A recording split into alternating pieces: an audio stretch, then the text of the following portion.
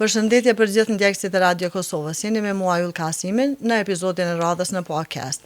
Këtë episod mysafir për të trajtuar temën e radhës e kemi zotëri Sadik Heta, drejtor i mirëqenies dhe shëndetit të kafshëve pranë Agjencionit të Veterinarisë dhe Ushqimit. Përshëndetje zotëri Sadik. Përshëndetje, faleminderit për ftesën. Faleminderit që pranuat të jeni pjesë e podcastit tonë. Merci.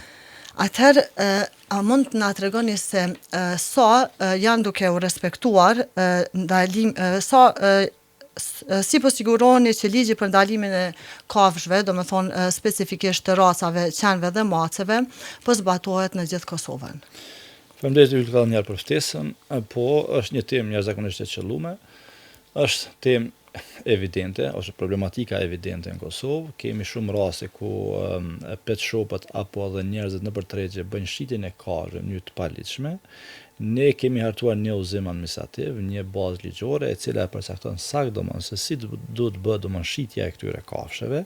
Ky ligj i përcakton kushtet teknike që duhet i plotëson secili shitor apo pet shop për shitjen e këtyre kafshëve. Pra, ky udhëzim 14/2024 e ndalon shitjen e kafshëve nëpër tregje, e ndalon shitjen e kafshëve në mënyrë të paligjshme, pra këto kafshë duhet të shiten vetëm në shitore apo pet shope të regjistruar dhe të aprovuar nga Agjencia e Ushqimit dhe Veterinarisë.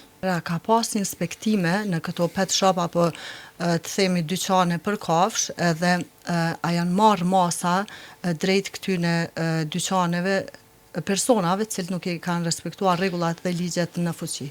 Ne pas aprovimit të këtij udhëzimi administrativ, i cili ka ndodhur në vitin 2024, ne paraprakisht kemi bërë një fushatë informuese për të gjithë për gjithë publikun, respektivisht për njerëz që mirën me mbashtimin e kafshëve shoqëruese, duke specifikuar saktë kushtet që duhet i plotësojmë për të mbajtur dhe shitur këto kafshë. Ne pastaj kemi bërë edhe inspektime edhe në tregjet e kafshëve. Rasti më i frikshëm është rasti i Ferizajit, ku inspektorët tanë kanë bërë inspektime të vazhduara në ditën e shtunë në këto tregje, kanë bërë ndalimin e shitjes së këtyre kafshëve në këto tregje, marrë parasysh që kemi shumë tregje në Kosovë të cilat bëjnë shitje ilegale të kafshëve në këto pika.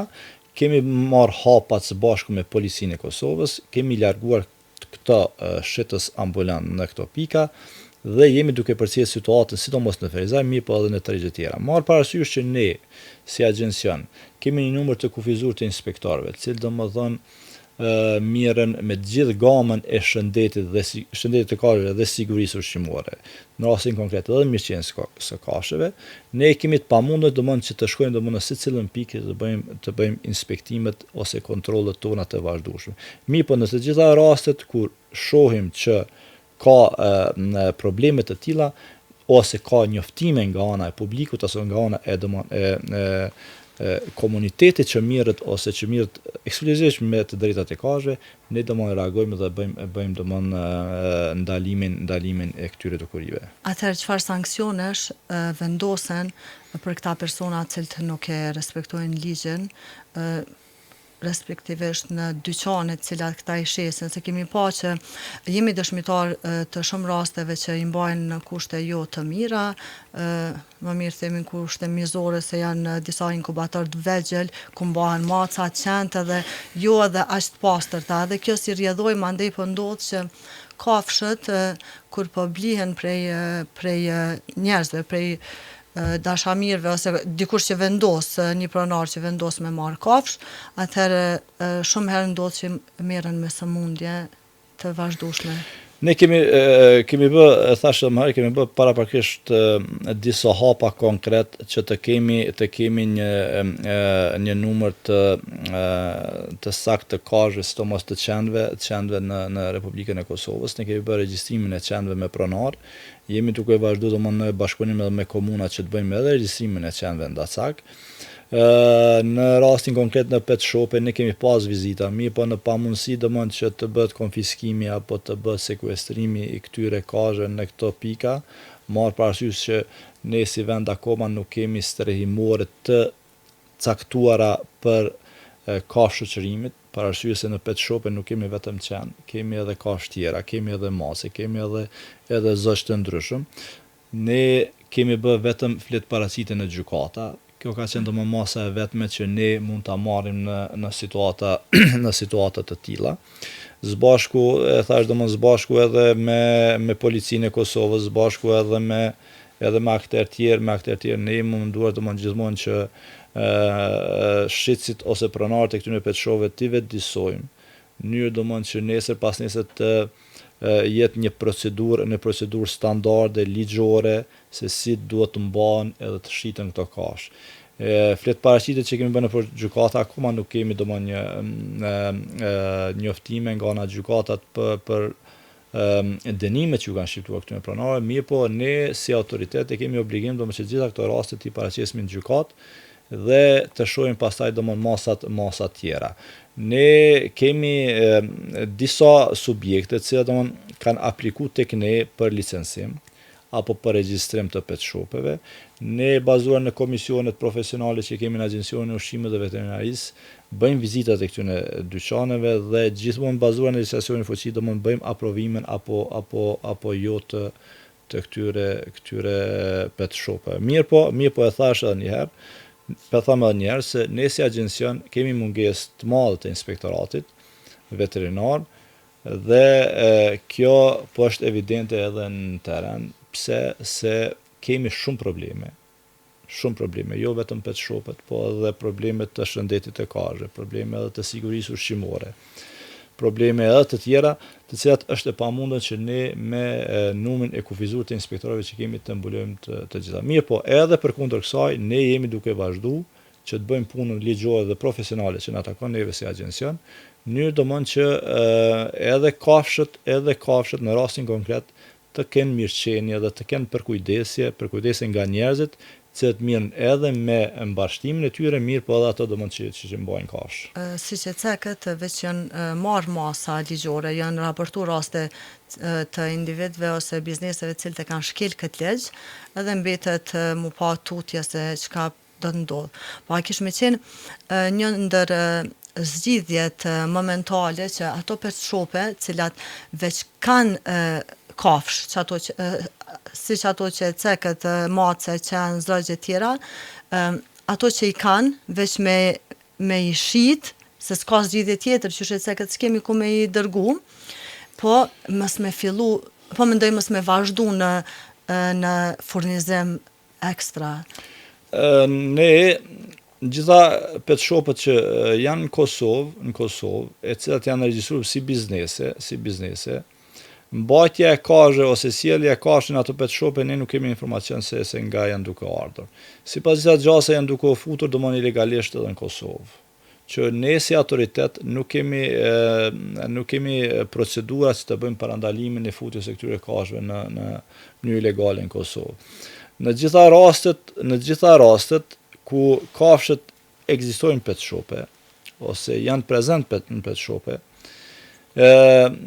vetmja mundësi është që njerëz dashamir të mirën në rastet kur ato janë ilegale, njerëz dashamir të mirën dhe të adaptojnë, sigur që ndodh me qenë të ndacak, që sot ka shumë njerëz që i dojnë kafshë dhe bëjmë adaptimin atyre qenëve, edhe në rastin konkret edhe të pet shopeve, në momentin që ne si autoritet hasim kafshë ilegale në ato shqitore, ndoshta është mirë që në koordinim edhe me shoqatat për mbrojtjen e drejtave të kafshëve, mirë po edhe me njerëz dashamir që të kafshëve, të mirën ato kafshë të adaptohen në mënyrë domosdoshmë që mos të jenë domosdoshmë në shqitoret ku nuk i plotësojnë asnjë kusht teknik edhe minimal për mbajtje. Pra po them domosdoshmë në rastin konkret vetmja zgjidhje është që njerëzit të adaptojnë. Kjo është mjaft e mirë si nismë, kish me qenë se na qysh e dim në vendin tonë ka shumë dashamir të qenëve ndacak, po një shumicë tjetër e madhe është e fokusuar edhe te racat, por atë edhe ka sjellje të racave në dyqane. Absolut, kjo është një problem tjetër. Pse është një problem tjetër? Se edhe njerëzit që blejnë kafshë të racës në pet shope apo në vende tjera që mirën me mbajtje të këtyre kafshëve, gjithmonë synojnë që të marrin qenë të racës. Pa e di domon që qeni i rrugës, qeni ndasak gjithmonë domon ofron dashuri shumë më të madhe se një qeni i racës. Edhe organizmin shumë më të fortë, mos flasim për këtë pjesë. Absolut, edhe sa i përket domon shëndetit karve, janë shumë më të qëndrueshëm, edhe sa i përket domon mirëqenies, ato janë të adaptuar domon që të jetojnë në rrugë. Momentin që ti domon i ofron kushte të mbajtjes, kushte minimale, kushte të mira të mbajtjes, ai domon do të dhuron dashuri edhe më të madhe ndaj teje, mirë po edhe shëndetin do ta ketë në nivel për arsye se ka imunitet. Kështu që unë prapë ju bëj thirrje të gjithë atyre domon që dëshirojnë ta mbajnë një qen, mos shkojnë të blejnë qen të racës. E para ka kosto. E dyta nuk i ditë prej ardhi aty qenit të racës. E treta në moment që si ditë prej atij qenit, ai nuk ditë edhe çfarë gjendje shëndetësore ka. Edhe nuk i ditë domon statusi shëndetësor, çfarë statusi ka. Të qenë të ndacak, një gjë është e sigurt, një gjë është e sigurt. Në moment që adapton një qenë ndacak, ai është i vaksinuar, ai është i trajtuar, është i sterilizuar apo i kastruar dhe ka imunitet, ka shëndet mirë. Ky ka një mesazh shumë i mirë, faleminderit.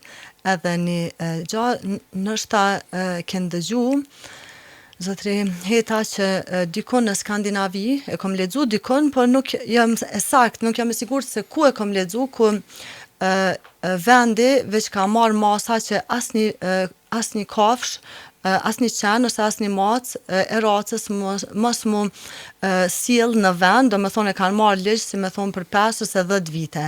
Kjo ka ndihmuar shumë në uljen e shumimit të qenëve ndacak, se ata që kanë qenë domethënë të dhonën me marrë qen, i kanë adoptu qen të rrugës. Ndërsa pet shopet nuk kanë pas qen për shitje racë, dhe kjo ka ndihmuar shumë komunitet, domethënë në ul në mënyrë drastike numri i qenëve në rrugë, edhe kjo domethënë ka qenë proces mjafti frytshëm, mjafti mirë për Ne si autoritet nuk kemi informacione sa qenë të racës janë futur në Kosovë. Unë e thash edhe më herët, sipas disa gjasave, janë duke futur në mënyrë ilegale në Kosovë.